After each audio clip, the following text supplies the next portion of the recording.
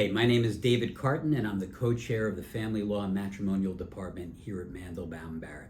I recently penned an article on what we call gray divorces, and I thought I could provide some additional clarity with regard to what that is.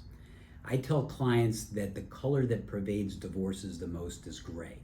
That's because there are very few black and whites. We are dealing with a court of equity where the court is supposed to adjudicate every case based upon the facts and do what is right for the parties or the children based upon those facts.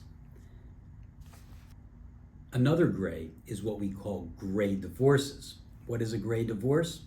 Well, you don't have to be gray to be in a gray divorce, but you have to be over 50 and up. And those divorce rates for those over 50 and even those over 65 have been rising across the country and rising in the state of New Jersey.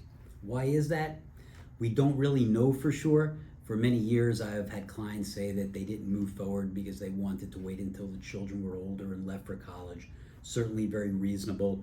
We're also living longer, and sometimes people think, well, I've had 20 or 30 years with someone, but I really can't see myself living another 20 or 30 years. We only get one ticket to this ride, and they want to make the best that they can while they're on this planet. And so they decide to take those conversations and those decisions into their own hands and move forward even at a later point in life.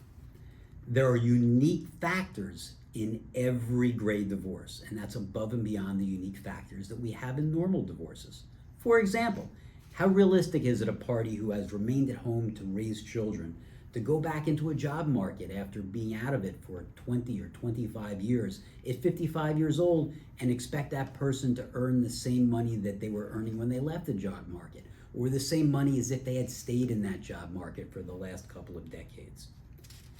How do we address what would be a long-term or open durational alimony situation when one of the parties who's earning the majority of the money is looking at retirement not that far in the future?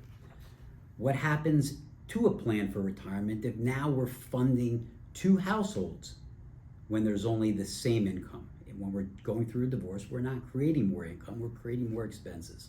So it's a very, very challenging aspect of the law and an otherwise very challenging aspect of the law.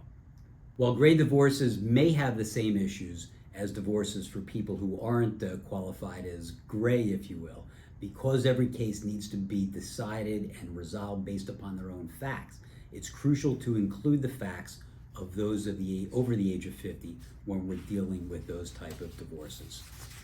I also want to remind everybody that before you're going to make any decisions that are going to affect your life, please make sure you're doing it with accurate information. Your aunt does not always know all. Google is not great. AI, no. May I? If you have any questions at all concerning gray divorces or any other issue, please do not hesitate to contact me or any of my colleagues here at Mandel-Baum-Barrett.